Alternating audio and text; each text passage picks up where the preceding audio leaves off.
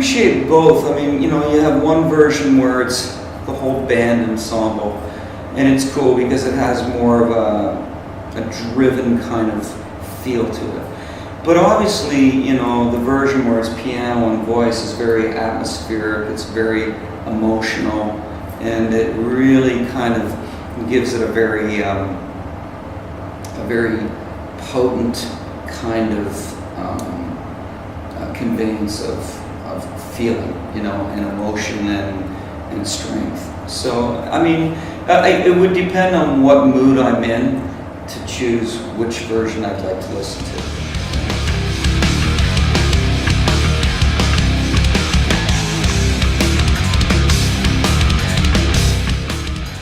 I've been asked over the years to do that.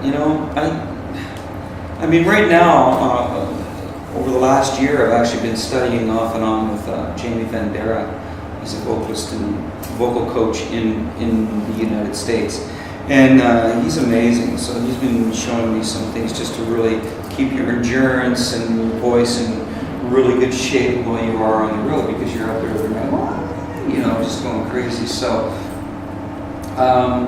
but if I do something like that, it would have to be where I feel that there's the proper platform for it to be presented to the students that want to see what I do to prepare every day. Because it's not just about me warming up vocally and then cooling down after the show. It's everything that I do throughout the day.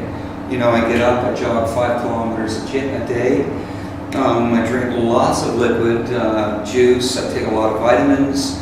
I take protein drinks. I make sure that I get at least anywhere from 8 to 10 hours sleep a night. I eat a lot of fruit and vegetables, and I make sure that there's a lot of calcium, magnesium, and what else is there? There's the alkalinity level is kept up high in my body, and that. So I mean, there's so many other things that I do to enable me so that when I am on stage, I'm able to be at my peak performance. Yes. So I'd want them to see everything, and I'd want to be able to outline everything that I do so that they could take on the same regiment, and then if they were to follow it, they would probably feel the benefits of it as well. Scorching fire, glowing lights, screams of terror, pain of fear, sounds of sirens, smoking. Well, I mean, one of the singers, you mean that I would love to sing with? Well, one of them unfortunately has already passed away. I mean, I would have loved to have done something with Freddie Mercury, because he's my all-time favorite. Aside from that, I mean, I've always respected Robert Plant. I think that he's had it made.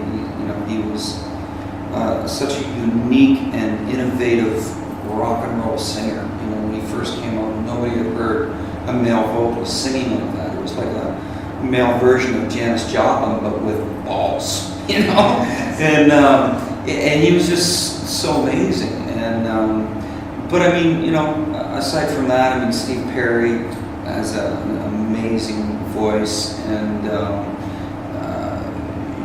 Rob Halford has always been a very unique vocalist in his own right.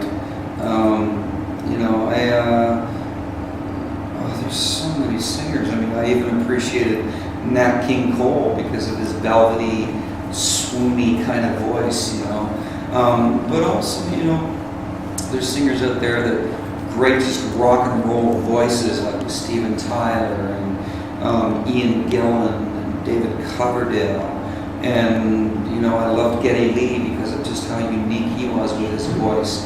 And I also loved Tony Harnell. He used to be a singer with TNT. He had an incredible voice. And actually, him and I stay in touch with one another. So, aside from that, there's, just trying to think, I really appreciate, I can't remember his last name, Brent from Shinedown. I think he has a very cool voice. Chris Cornell has a great voice.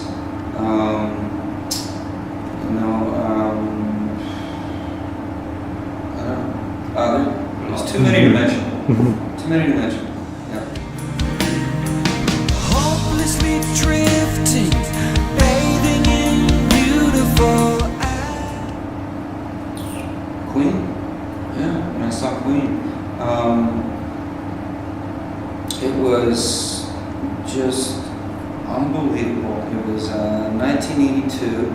I saw them in Toronto at the CNE Grandstand, and they were phenomenal. They were just, it was mesmerizing, the whole show. Freddie was singing amazing.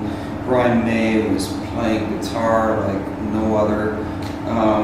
You know, you had John Deacon and Roger Taylor just back there like, holding it, being very charismatic and showman-like, and it was just an incredible show. The visuals and everything was amazing. So that was probably the most spectacular.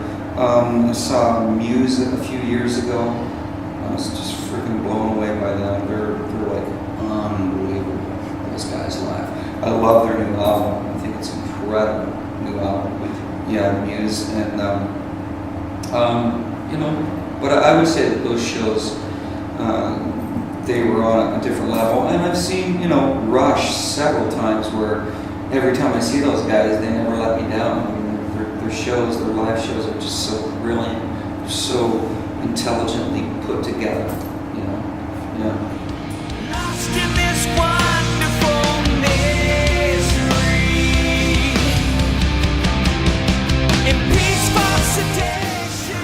I think, geez, you know, I mean, I've said throughout the years that, you know, I probably would have been a paramedic or something like that, you know, and, you know, because it was just something that I thought was interesting to be able to do something to help people, and I thought it would be a rewarding job, even though it would probably be very gory and upsetting and a little, you know, disconcerting at times. But, you know, that was one of the things that I thought of. But to be honest with you, past that, I never really have given it much thought, because it's always, I was always so focused on doing this, you know, and this was really something that I was willing to go to the end for, to make it become what it has become, you know. But, you know, I think that when Dream Theater is no longer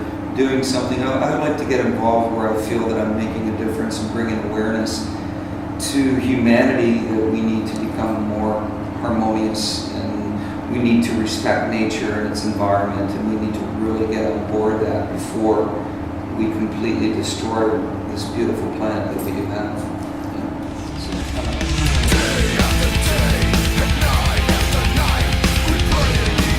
Still play drums? No, I don't play drums. I mean, I you know, like I've said in the past, I played drums from the age of 5 till I was 17. And the odd time throughout the years I've gotten on, like I was over at a friend's place and his son plays drums, and I got behind the kid and he was just like, oh my God, I can't play these things worth my life, you know, to save my life. So, no, I haven't kept